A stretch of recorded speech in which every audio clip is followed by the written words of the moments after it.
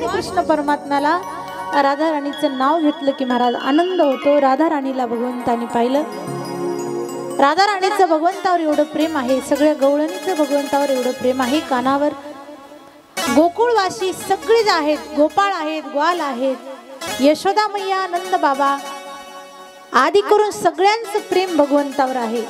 यशोदा मैयानं विचार केला, आता मात्र भगवंतानी लक्ष माझ्याकडे द्या।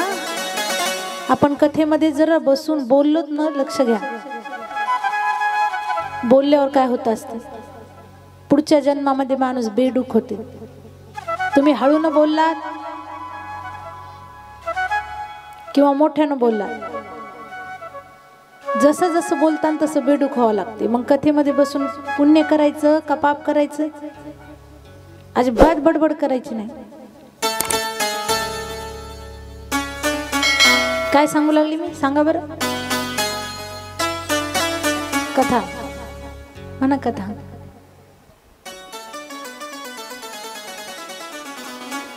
गवळणीचं भगवंतावर एवढं प्रेम होतं, यशोदा मैयानं कृष्ण कन्हैयाला पाहिलं, म्हणे बाई 7 दिवसापर्यंत देवानं भोजन केलं नाही, जेवण केलं नाही।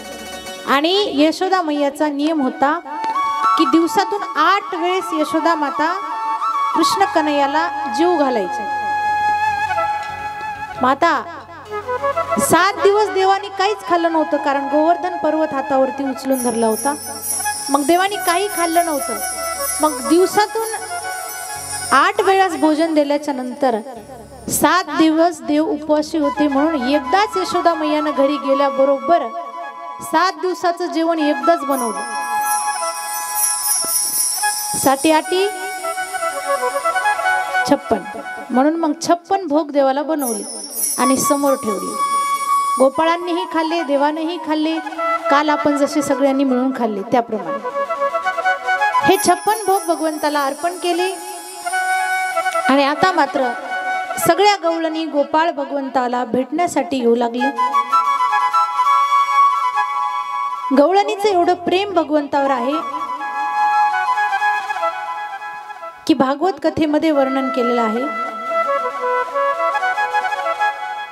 जेवढं प्रेम म्हणे भगवंतावर त्यांच्या पत्न्यांचंही नव्हतं, तेवढं गोकुळामधल्या असणाऱ्या वृंदावनामध्ये असलेल्या गवळणीचं प्रेम भगवंतावर असायचं होतं।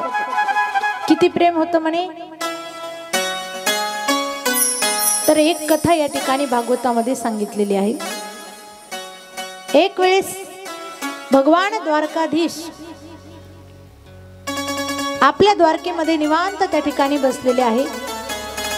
तितक्यामध्ये नारदजी आले आणि नारदजीने भगवान कृष्ण परमात्म्याला, द्वारकाधीश भगवंताला पाहिलं, तर देवानी गोकुळामधल्या गवळणीचं प्रेम कसं आहे सांगून देण्यासाठी एक लीला केली। काय लीला केली म्हणे, तर नारदजींना पाहिलं, पाहिल्याबरोबर डोक्याला हात लावून देव बसलेले आहेत। नारदजी आतमध्ये प्रवेश केला आणि पाहिलं तर भगवान सिंहासनावर बसलेले आहेत, एक हात डोक्याला लावलेला आहे।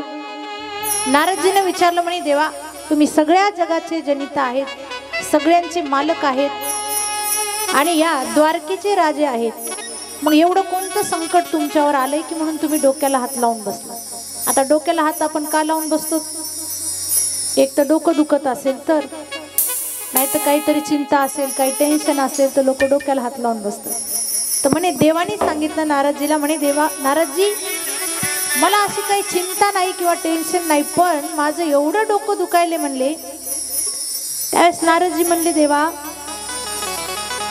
तुमचं डोकं दुखायलंय तर मग काहीतरी विलाज करा, त्याच्यासाठी काही उपाय करा, का फक्त घरात बसून डोकं राहील।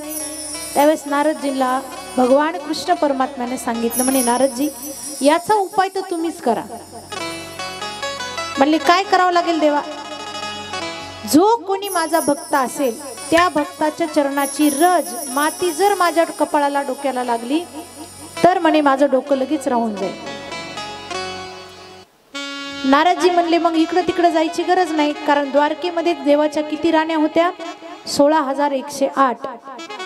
म्हणे काय करा, सगळ्यात अगोदर नारदजी म्हणे रुक्मिणी मातेच्या महलामध्ये गेले आणि रुक्मिणी मातेला सांगितलं, म्हणे माता भगवान कृष्ण परमात्म्याचं एवढं डोकं दुखत आहे, तुमच्या चरणाची रज त्या ठिकाणी रुक्मिणी मातेला सांगितलं, तुमच्या चरणाची रज देवाच्या कपाळाला लागली की लगेच देवाचं डोकं राहून जाईल, देवाला बरं वाटेल. पण म्हणले एक अट आहे. रुक्मिणी मातेनं हातामध्ये आपल्या पायाची रज माती नारदजींच्या हातामध्ये दिली.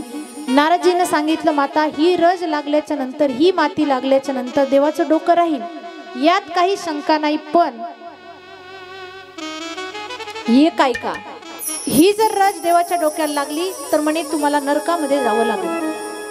28 प्रकारचे नरक आहेत, त्यातल्या कोणत्या नरकात जावं लागेल हे सांगता येणार नाही. एवढा शब्द ऐकला. रुक्मिणी माता म्हणल्या, देवा, रुक्मिणी माता म्हणल्या, नारदजी, जशी तुम्ही रज घेतली तशी परत वापस द्या. पुन्हा ती हातामध्ये वापस घेतली. म्हणे मी काही नरकामध्ये जाऊ शकत नाही.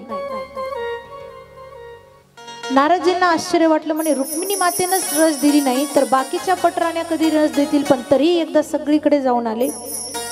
सत्यभामेच्या महलामध्ये गेले. सत्यभामेने हाच प्रकार केला, पायाची रज दिली नाही.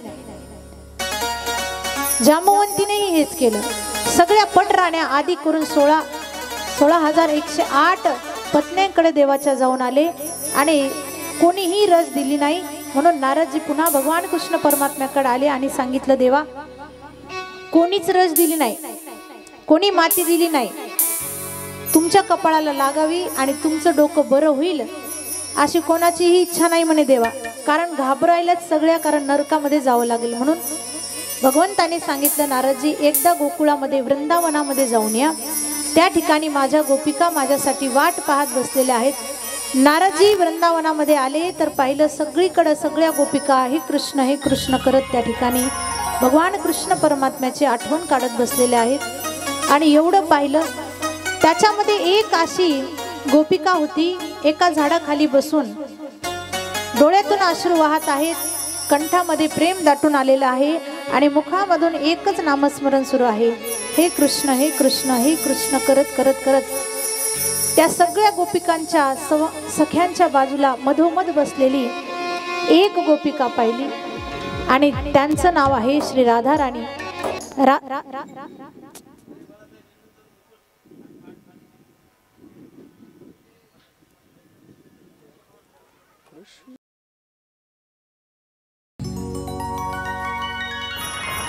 नारदजी वृंदावनामध्ये पोहोचले. राधा राणीला पाहिलं.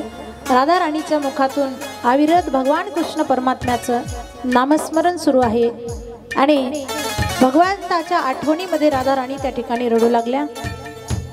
नारदजींना असं वाटलं की देवाच्या पत्न्यानं, बायकानं त्या ठिकाणी पायाची रज दिली नाही, तर मग या गोकुळातल्या भगवंतावर प्रेम करणाऱ्या गोपिका त्या ठिकाणी काय रज देतील.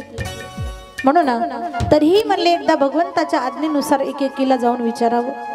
तितक्यामध्ये ललिता सखीनं राधा राणीच्या समोर जाऊन सांगितलं की कृष्ण कन्हैयाचा निरोप घेऊन नारदजी या ठिकाणी आलेले आहेत. नारदजींना राधा राणीनं पाहिलं आणि सांगितलं, नारदजी, माझ्या कृष्ण कन्हैयाचा काय निरोप आहे सांगा. त्यावेळेस नारदजी बोलू लागले, म्हणे राधा राणी, द्वारकाधीश भगवान कृष्ण परमात्म्याचं डोकं दुखत आहे आणि भगवंतांनी सांगितले, माझ्या एका भक्ताच्या चरणाची रज जर कोणी आणली माझ्या कपाळाला लावली तर डोकं राहून जाईल. त्यावेळेस राधा राणीनं लगेच आपला पाय एक जमिनीवरती त्या ठिकाणी स्पर्श केलेला आहे. पायाखालची रज हातामध्ये दिली. नारदजीला सांगितलं, लवकरात लवकर जाऊन माझ्या कृष्ण परमात्म्याला, माझ्या देवाच्या डोक्याला ही रज लावा, जेणेकरून देवाचं दुःख दूर होईल. नारदजी म्हणू लागले, राधा राणी, रज लावायला हरकत नाही, पण पुढचं तर ऐका. राधा राणी म्हणल्या, पुढचं काहीही ऐकायचं नाही नारदजी, पण म्हणले एकदा तर ऐका. ठीक आहे म्हणले, सांगा. ही रज लावल्याच्या नंतर देवाचं डोकं राहून जाईल, पण तुम्हाला नरकामध्ये जावं लागेल. त्यावेळेस राधा राणीनं किती गोड उत्तर दिलं बघा.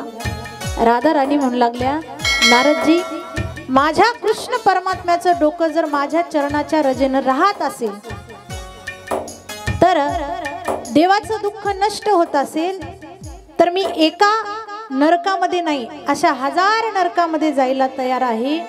याला भगवंतावरचं प्रेम म्हणतात, जे की राधा राणीचं शुद्ध प्रेम या ठिकाणी सांगितलेलं आहे. सगळ्या गोपिका गवळणी त्या ठिकाणी प्रेम यांनी भगवंतावर निस्वार्थ प्रेम केलं। आणि आताचे प्रेम आपण पाहतो महाराज, कसे प्रेम आहे? निस्वार्थ प्रेम आहे का? कोणीच कोणावर निस्वार्थ प्रेम करत नाही। खरं तर कोणीच कोणाचं नाहीये, पण आपण याला माझं त्याला माझं म्हणत बसतो। बहीण भावावर प्रेम करते म्हणे, कशासाठी? राखी बांधली की भाऊ काहीतरी मोठं गिफ्ट आणून देईल म्हणून बहीण भावावर प्रेम करते। निस्वार्थ प्रेम काही ठिकाणी तुरळीत पाहायला भेटते। आई वडील गेल्याच्या नंतर लगेच बहीण घरी जाते भावाच्या आणि अर्धा हिस्सा मागायला लागते। मग हे प्रेम आहे का? निस्वार्थ प्रेम नाही। मायबाप मुलाबाळावर प्रेम करतात जर ते योग्य असेल तर, आणि तो जर तसाच घरात बसून राहिला तर आई वडिलाला सुद्धा मुलाबाळाची अडचण होते। पत्नी प्रेम करते नवऱ्यावर म्हणे फक्त धनासाठी। एखादा धनवान पती असेल तर बायको एवढी पुढे पुढे पुढे पुढे करते, आणि त्या नवऱ्याकडे धन नसू द्या बायको त्या नवऱ्याला विचारत नाही। एवढं प्रेम नसतं त्या ठिकाणी। मग जे प्रेम आपण संसारातलं पाहतो, संसारातल्या प्रेमामध्ये आणि परमार्थातल्या प्रेमामध्ये जमीन आसमानचा फरक आहे। मीराबाईनेही भगवान कृष्ण परमात्म्यावर प्रेम केलं बघा, किती प्रेम केलं। तर मीराबाई म्हणतात की भगवान कृष्ण परमात्मा माझं जीवन आहेत। याच मीराबाई म्हणे मागच्या जन्मापासून भगवंतावर प्रेम करायच्या, म्हणून या जन्मात त्यांना भगवंताची प्राप्ती झाली। मागच्या जन्मामध्ये मीराबाई ज्यावेळेस भगवंताने गोवर्धन पर्वत उचलला होता ना, त्यावेळेस एकदाच भगवंताची सुंदर असणारी छबी त्या माधवी नावाच्या दासीनं पाहिली। माधवी नावाची गोपिका आहे, कारण नवीन नवीन त्या माधवीचं लग्न झालं होतं, गोकुळामध्ये राहू लागली। तिच्या आईने सांगितलं होतं म्हणे की नवीन नवीन तुझं लग्न झालेलं आहे आणि रस्त्यानं फिरत असताना घुंगट घेऊन फिरायचं। त्या ठिकाणी उत्तर प्रदेशमध्ये घुंगट घेतला जातो। डोक्यावर पदर घेऊन त्या ठिकाणी चेहरा अजिबात त्या ठिकाणी गोकुळातल्या एका पोराला दाखवायचा नाही, कारण ते नंदाचं पोरग एवढं आगाव आहे, एवढं खोड्या करतंय की ज्याला ज्याला त्या गवळणीनं त्याला एखाद्या गवळणीनं त्याला पाहावं आणि त्यानं गवळणीला पाहावं, पाहिल्याबरोबर त्या ठिकाणी वेड लावतो, भुलून टाकतो आणि मग त्या सगळ्या गोपिका सगळं काम सोडून त्याच्याच पाठीमागे लागतात। म्हणून आई सांगू लागली त्या माधवीला। पण ही माधवी जेव्हा जेव्हा कृष्ण परमात्मा समोरून यायची तर त्यावेळेस ती काय करायची म्हणे, देव दिसले, भगवान कृष्ण परमात्मा दिसले की घुंगट करायची, डोक्यावर पदर घ्यायची, आपला चेहरा दिसू देत नाही। असं एक वेळेस झालं, दोन वेळेस झालं, तीन वेळेस झालं। भगवान कृष्ण परमात्मा म्हणले एकदा तू कितीही घुंगट घेतला आणि चेहरा लपवला तरी जेव्हा जेव्हा माझ्या मनात येते ना की भक्ताला माझ्याकडे आकर्षित करायचे, त्यावेळेस मी केल्याशिवाय राहणार नाही। म्हणून गोवर्धन पर्वत देवानी उचलला होता, त्यावेळेस सगळ्या गोपिका देवाच्या समोर उभ्या होत्या आणि वारा आल्याबरोबर तिचा पदर उडाला आणि या माधवीची दृष्टी भगवान कृष्ण परमात्म्यावर पडली।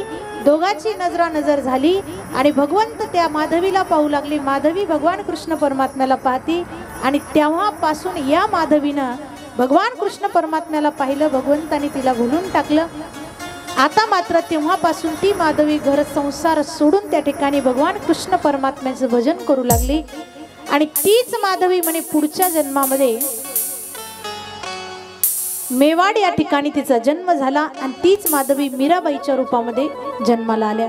आणि त्या मीराबाईला भजनाची एवढी आवड लागली, अशी लगन लागली, अशी आवड लावली, अशी प्रीत लागली, संत वर्णन करतात। ऐसी लागी लगन, ऐसी लागी लगन,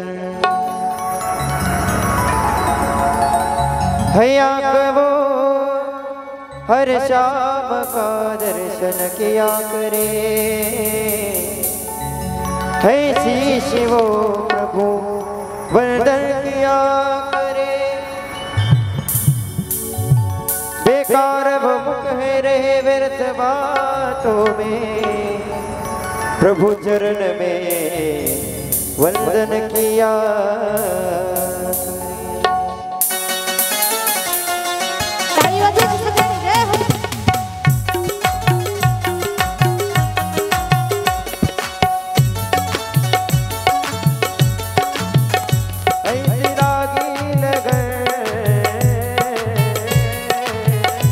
ऐसी लागी लगन, ऐसी लागी लगन, ऐसी लागी लगन, मेरा हो गई मगन। वो तो गली गली हरि गुण गाने लगी, महलों में बन के जोगन लगी, ऐसी लागी लगन।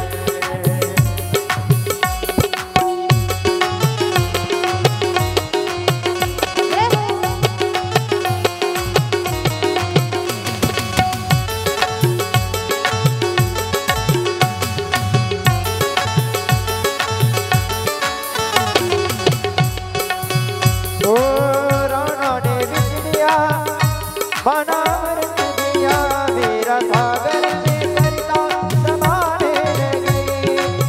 राणा ने बिक दिया बना मृत दिया, मेरा सागर में सरिता समाने लगी। दुख ना तो सही सुख गोविंद करे, मेरा गोविंद गोपाल गाने लगी। वो तो गली गली हरि गुण गाने लगी, ऐसी लागी लगन, मेरा हो गई लगन, ऐसी लागी लगन, मेरा हो गई लगन।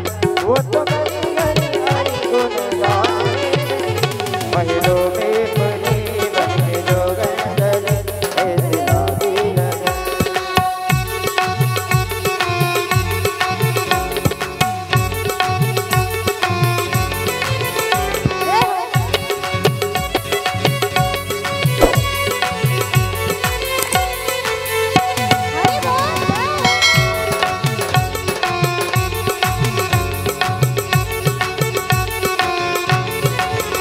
ऐसी लागी लगन, मेरा हो गई मगन, ऐसी लागी लगन, मेरा हो गई मगन। वो तो गली गली हरि गुण गाने लगी, महलों में बन के जोगन चले, ऐसी लागी लगन।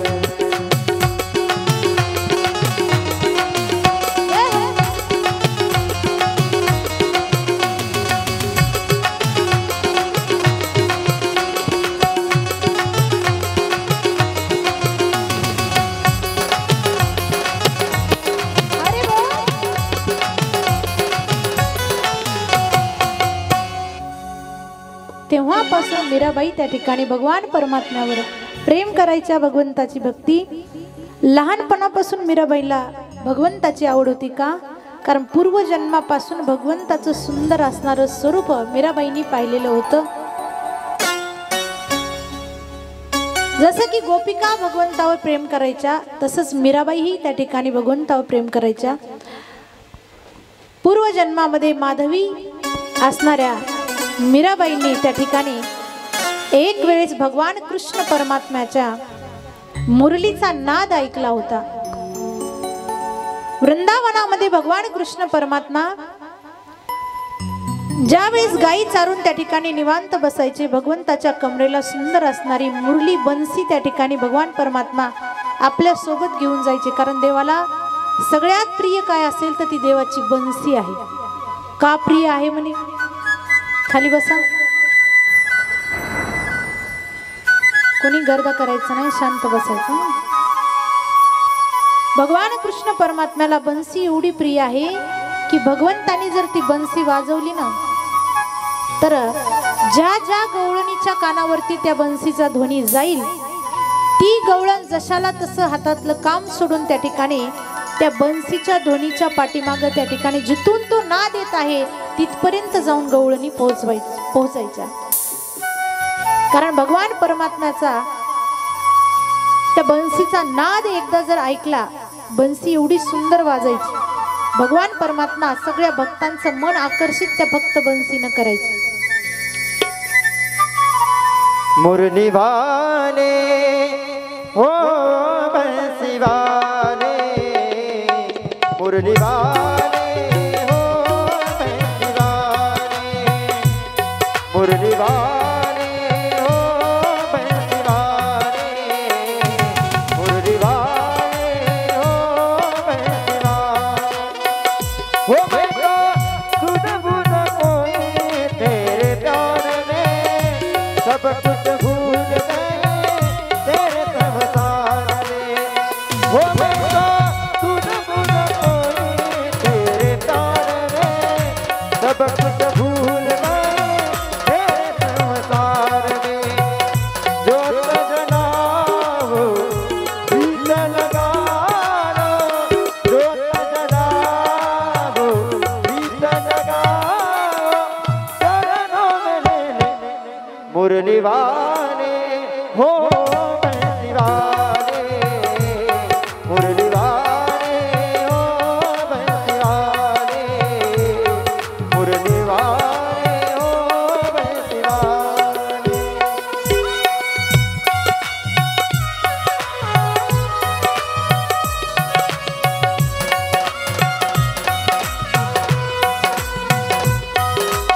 जय हो।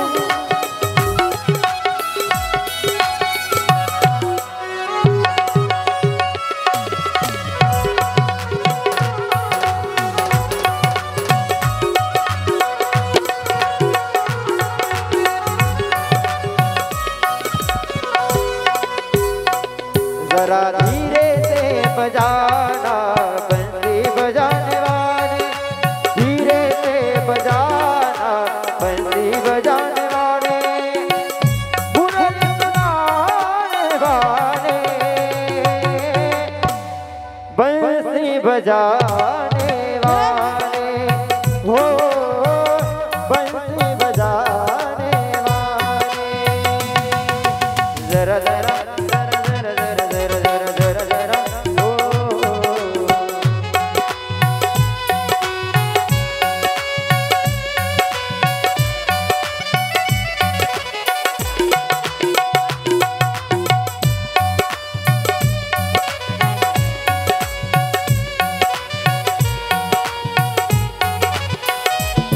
हाथों में लकड़ी काली कमनिया गाँव सुनाने काली कमनिया हाथों में लकड़ी काली कमनिया हाथों में लकड़ी काली कमनिया हऊ चराने हाथों में लकड़ी काली कमनिया हो गौआ चराने आए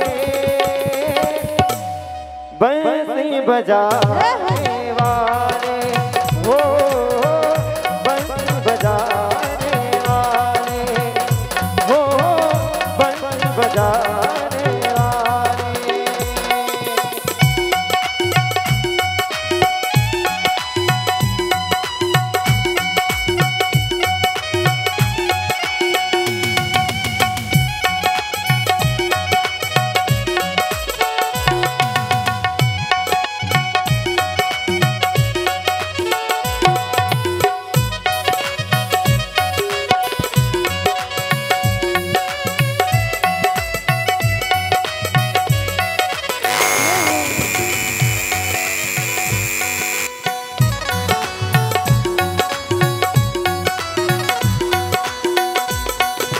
धीरे से बजाना बंसी बजाने वाले जरा धीरे से बजाना बंसी बजाने वाले मुरली सुनाने वाले बंसी बजाने वाले हो बंसी बजाने वाले हो बंसी बजाने वाले हो बंसी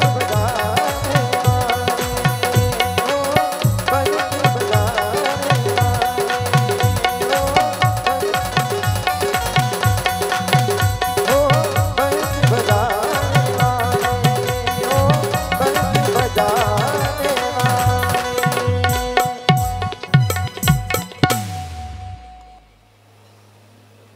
गोपाल कृष्ण भगवान की जय। भगवान कृष्ण परमात्म्याने अशी बंसी वाजवल्याबरोबर सगळ्या गवळणी त्या ठिकाणी जशाचे तसे काम आपले घरचे सोडून, कोणी सासूला सोडून आली, कोणी आपल्या सासऱ्याची सेवा करत असताना, सासूची सेवा करत असताना, आपल्या मुलाबाळांची सेवा करत असताना, नवे नवे पतीची सेवा करतानाही त्या ठिकाणी ज्या ज्या गवळणीच्या कानावर ध्वनी भगवंताच्या या मुरलीचा आवाज ऐकू गेला त्या गवळणीचा त्या सगळे काम सोडून त्या ठिकाणी सगळे हातातले काम बाजूला टाकून सगळ्या गवळणी त्या ठिकाणी वृंदावनाच्या दिशेने निघालेल्या आहेत. असं करत करत भगवान कृष्ण परमात्मा त्या ठिकाणी वृंदावनामध्ये बसलेले आहेत आणि भगवंताला गोपिकांनी पाहिलं. देव मुरली वाजवत आहेत. एक तर भगवंताच्या मुरलीला पाहून त्या ठिकाणी गोपिका भुलून गेल्या आणि काही काही गवळणी काही गोपिका देवाचं स्वरूप पाहून त्या ठिकाणी भुलून गेल्या आणि सगळ्या जणी त्या भगवंताला पाहून नृत्य त्या ठिकाणी करू लागल्या. ते नृत्य म्हणजे काय आहे तर तीच रासलीला आहे. वृंदावनाच्या ठिकाणी आताही निधिवन क्षेत्रामध्ये तेव्हापासून रासलीला सुरू आहे. ते रोज रात्री भगवान परमात्मा सगळ्या गोपिकांसोबत त्या ठिकाणी नृत्य रास करतात. बघा, रास म्हणजे रास क्रीडा म्हणजे रासलीला म्हणजे ही काही काम क्रीडा नाहीये किंवा हा कोणता विकार नाही, परंतु काही लोकांची मान्यता अशी असते की तुमच्या देवाने रासलीला केली, स्त्रियांसोबत नृत्य केलं. पण मी तुम्हाला इथं बसल्यावर विचारेल, सांगा, आपण सगळे जणी या ठिकाणी बसलेलो आहोत, आपण सगळे भगवंताचे भक्त आहोत. जसं की तेव्हाच्या गोपिका गवळणी होत्या, तसे गोपाळ होते, त्याचप्रमाणे आपण सगळेजण बसलेलो आहोत. आणि आता जर आपण रासलीला म्हणून भगवंताची या ठिकाणी आपण रास सुरू केला, नृत्य सुरू केलं आणि साक्षात भगवान कृष्ण परमात्मा या ठिकाणी प्रगट झाले, तर महिला मंडळी खरं सांगा, आपण जेवढ्या बसलो तेवढ्या प्रत्येकीला असं वाटेल का नाही की आपणही भगवंताकडे पाहावं, आपणही देवासोबत नृत्य करावं का? कारण ते आपले आराध्य आहेत, ते आपला देव आहे, ते आपले परमात्मा आहेत. आणि भक्तांनी भगवंतासोबत नृत्य केलं याच्यात काही वाईट आहे का? हो का नाही? ओ झोप घेणाऱ्या मावशी,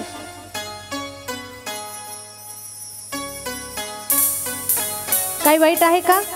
देव जर प्रगट झाले आणि देवासोबत नृत्य करायची प्रत्येकाला संधी मिळाली तर कोणी सोडेल का? आणि देवासोबत नृत्य कोण करू शकते? जे या धर्म मंडपात येते, ज्याला भगवंतावर प्रेम आहे, ज्याला भगवंताची आवड आहे, तोच मनुष्य त्या ठिकाणी भगवंतासोबत नृत्य करेल. प्रत्येक गोपीला भगवंतानी मुरलीच्या ध्वनीनं आवाज दिला आणि बोलून घेतलं. सगळ्या गवळणी देवासाठी आल्या, सगळा घरदार संसार सोडला आणि देवाला पाहिल्याबरोबर त्या ठिकाणी देवाच्या हाताला धरून सगळ्या गोपिकांनी देवाला मधोमध उभं केलेलं आहे. भगवान परमात्मा सुंदर मुरली वाजवत आहेत आणि सगळ्या गोपिका बाजूला भगवंताच्या उभा टाकून त्या ठिकाणी नृत्य करू लागल्या. पण प्रत्येक गोपिकाला असं वाटायचं की देवानी माझ्यासोबत नृत्य करावं. जसं की राधा राणी सोबत भगवान कृष्ण परमात्मा नृत्य करू लागले, त्याचप्रमाणे प्रत्येक एका गोपीला असं वाटू लागलं की देवानी माझ्यासोबत नृत्य करावं. फक्त राधा राणी सोबत नाही तर माझ्यासोबतही नृत्य करावं. पण भगवान कृष्ण परमात्म्यानं प्रत्येक एका गोपीसाठी एक रूप धारण केलं आणि असं रूप धारण केल्याच्या नंतर एक गोपी एक कृष्ण, एक गोपी एक कृष्ण. आता मात्र सुंदर रासलीला त्या ठिकाणी सुरू झाली, नृत्य लीला सुरू झाली आणि तल्लीन होऊन सगळेजण नृत्य करू लागले. हे नृत्य म्हणे भगवान भोले बाबांनी कैलाश पर्वतावरून पाहिलं. भगवंताला आवडलं नाही म्हणून भगवान भोले बाबा, भगवान शंकर गोपीचं रूप धारण केलं आणि गोपी बनून भगवान महादेव त्या ठिकाणी त्या रास लीलेमध्ये आलेले आहेत. त्यांचाही समावेश झाला. गोपी बनून आले कृष्ण परमात्म्यासाठी आणि तेही त्या ठिकाणी नृत्य करू लागले. असं करत करत संपूर्ण ब्रह्मांडामधले देवी देवता आदी करून सगळ्यांनी गोपीचं रूप धारण केलं आणि नृत्य करण्यासाठी त्या रासलीलेमध्ये सगळ्यांनी प्रवेश केलेला आहे. आपल्यालाही ते नृत्य करायचे. रास क्रीडा कोणाकोणाला करायची? रासलीला भगवंतासोबत एकदा हात वरती घ्या. नृत्य करायचं नाही देवासोबत? करायचं की नाही? हा, पण आपल्याला फक्त नृत्य करायचं नाही तर आपल्याला सुंदरपैकी भगवंतासोबत होळी पण खेळायची. रंगपंचमीचा सुद्धा आनंद घ्यायचा आहे का? कारण त्याच रासलीलेमध्ये बघा, वृंदावन या क्षेत्रामध्ये सगळ्यात जास्त होळी कुठं खेळल्या जाते, रंगपंचमी कुठं खेळल्या जाते, तर ती वृंदावनामध्ये. रस्त्यानं जर वृंदावनच्या जात असताना अशी एकही स्त्री नाही, अशी एकही गोपी नाही की ती रंगानं भरून बाहेर न पडलेली. वृंदावनामध्ये आजही अशी होळी खेळल्या जाते की एकही त्या ठिकाणी कोणी मनुष्य असो, स्त्री असो, पुरुष असो, नव्हे तर तिथं असणारे बंदर, त्यांना सुद्धा रंग लावला जातो, त्यांच्या सोबत सुद्धा होळी खेळल्या जाते. म्हणून भगवान कृष्ण परमात्म्याने रास लीला तर केलीच, पण प्रत्येक एका गोपी सोबत, प्रत्येक एका गोपाळासोबत भगवंताने सुंदर त्या ठिकाणी होळी खेळलेली.